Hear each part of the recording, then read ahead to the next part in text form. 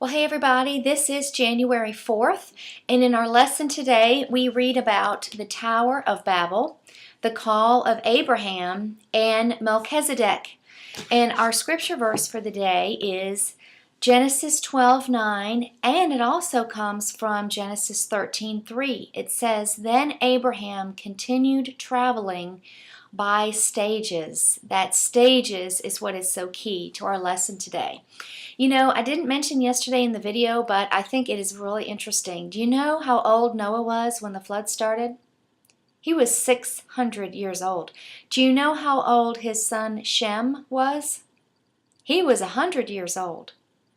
That's pretty old to have gone through such an ordeal at such a late time in their life. Of course, Noah lived to be, over 900 years old? So I guess that was kind of young for him then.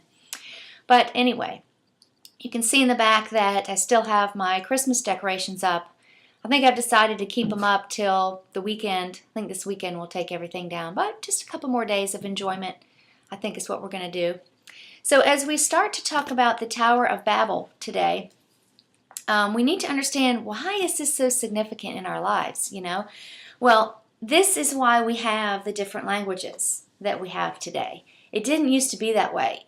Early on, everyone spoke the same language and it was very easy to communicate. This is the point in history where God scatters the people and gives them a different language, and that's actually why we have different languages today. So did you think about, what was the big deal about what they did? Why was building this tower so wrong? Well, here's why.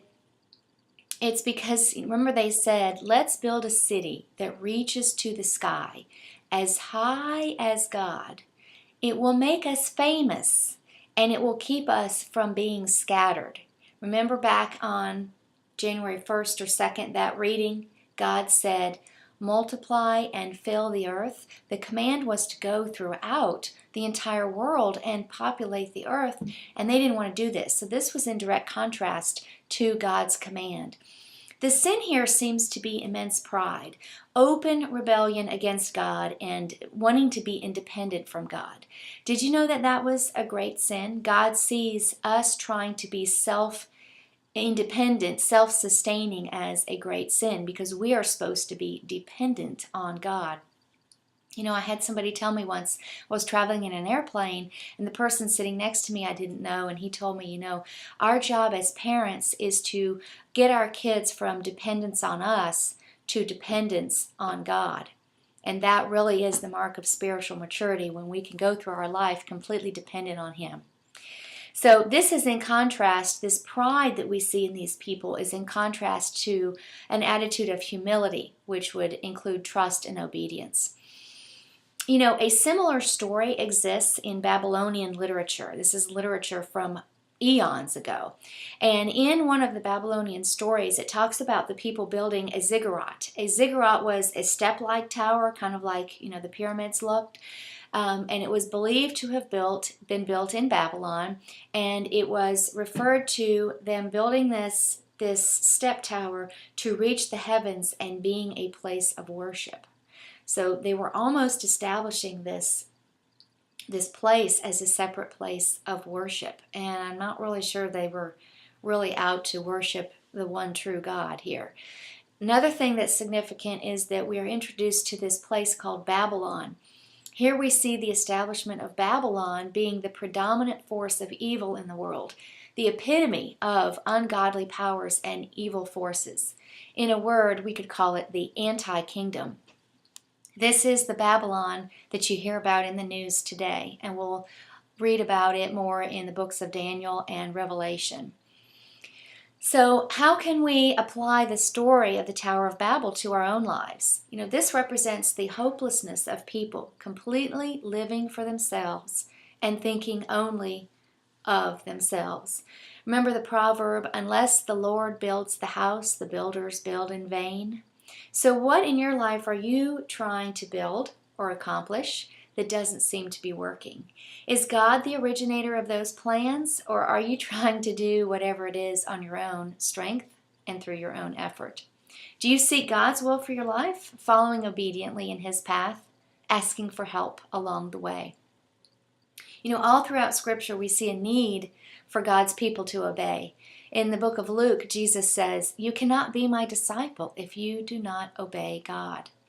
So the theme of pride here is very important. Pride is something that God hates, and it's the root of all evil. Contrary to pride is what? Is humility. So what in your life do you set up as a step tower reaching to the heavens in which you place utmost importance over God? What do you give first place in your life? Is it technology? Is it football? Is it your children? Or perhaps it's your work. God demands that we give him first place. So Abraham comes from the righteous line of Shem. Remember in yesterday's video we talked about there being 3 different people groups now forming from the 3 sons of Noah. And Abraham comes from the righteous line of Shem. Do you remember Shem a couple of videos ago was a son of Adam and Eve. Abraham's father was Terah. He was an idolater. He worshipped other gods. And they moved from Ur to the they moved as a family from Ur of the Chaldeans, and they went to Canaan. They stopped in a place called Haran. Now, the meaning of Haran is pretty interesting. Haran means crossroads. It means a place of decision. So here God is personally calling Abraham out of a pagan world. And he is at a crossroads. Don't we all have Harans in our life? Don't we all have places of decision? I like to call them crises of belief. We have to decide in our life. We have to face whatever it is and decide, are we going to choose God or are we going to choose dependence on ourselves? Are we going to trust God or are we going to look to other means and resources to take care of us? Do you know how old Abraham was when he leaves Haran? He was 75 years old. And do you remember what the command was? God told him to go and be a blessing. 2 things. Go and be a blessing. If he would go and be a blessing, then God would do 3 more things through him. This was very conditional. God would bless those who bless him. God would curse those who curse him. And the third, all families on the earth would be blessed through him because of his obedience. Now this blessing is of course Jesus, through whom all nations on the earth would be blessed, all because of Abraham's obedience. Now there's also a promise of land in here, which is a major cause of unrest in the Middle East today. And if you want to look and see where that original promise was that's causing all these problems over there, it's Genesis 14 verses 15 to 17. So the point here that we need to understand is that Abraham's calling had a purpose. His obedience would bring great blessing. Now, I have a story to tell you about my own life. You know, over the past year, the Lord has been, I believe, calling me to start this Bible study. And I told one of our pastors at church, Pastor Mark Danzy, I told him that I was not going to measure the success of this online Bible study by the number of people who participate. I said, I'm going to measure this 100% by the amount of obedience that I play in following what I believe is God's command in doing this. And I believe that if I am obedient, God will bless and God will bring those who need to come and hear the messages to the Bible study. He will bring them here. And so Abraham's calling had a purpose. And I believe that our obedience in our life, whatever it is God is telling us, calling us to do, He will bring blessing through that obedience. So in the story of Abraham, faith is stressed here. He leaves his country. He leaves his people. He leaves his family. Famine comes. Don't we have unexpected life events happen in our life? Well, the famine was an unexpected life event. It caused him to go to Egypt, so his plans had changed. But the Lord was with him. And remember, He caused plagues in Egypt so that Abraham was protected. I love how the story talks about Abraham traveling by stages.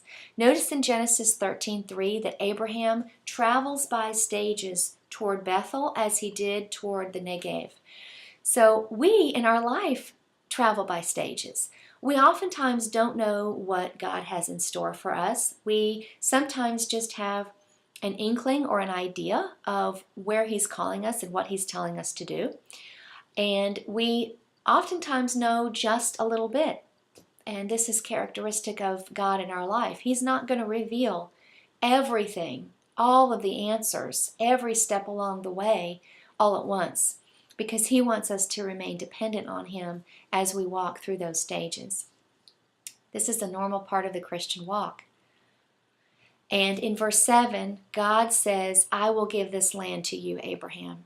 And this was confirmation to him that Abraham was in the right place. So as we walk by faith in our own life, as we travel by stages, look for the confirmations that God will give you along the way to help you understand that you are in the right place. So Abraham was middle-aged, he was prosperous, he was settled, and he was thoroughly pagan. The word of the Lord came to him, and he responded by faith and obediently, leaving everything to follow God's plan. This is why he is the epitome of faith in the Bible. Abraham's life shows us that we too have a divine calling on our lives, and it will require us to leave wherever it is that we are and to go someplace new, someplace that God will show us. So we see here Abraham and Sarah in Egypt, and you may have overlooked this small little interlude, this small little story, but it really is important. This story with Abraham and Sarah in Egypt is much more than a sweet little story in the Bible. Here we see God's saving Israel, a precursor that He later saves Israel when He leads the people out of slavery in Egypt into the Promised Land, which we'll read about in the coming months. See the similarities of the story?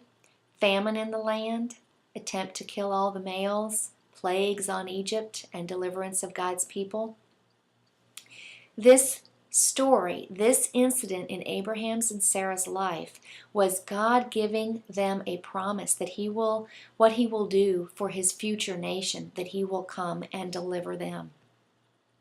Now, Melchizedek, the last portion of our reading today.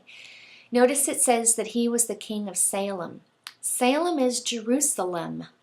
And this person was not only king of the city of Jerusalem, but he was also high priest. Many Bible scholars think that this person, Melchizedek, was what they call a theophany. It's an appearance of the pre-incarnate Christ. So here again we see Jesus in the Old Testament. The name Melchizedek actually means king of righteousness and suggests that he was a righteous ruler as God's representative. Notice Melchizedek is the only person whom Abraham recognized as his spiritual superior. Abraham accepted blessing from him, and Abraham paid him a tithe, a tenth of all that he had. Abraham swore before the Lord that he would take nothing that belonged to Sodom, lest the king of Sodom would take credit for making Abraham rich. And Abraham was a very wealthy man. This incident was a test of Abraham's faith after a great victory. Bera, Sodom's king, offered a most appealing deal, did he not?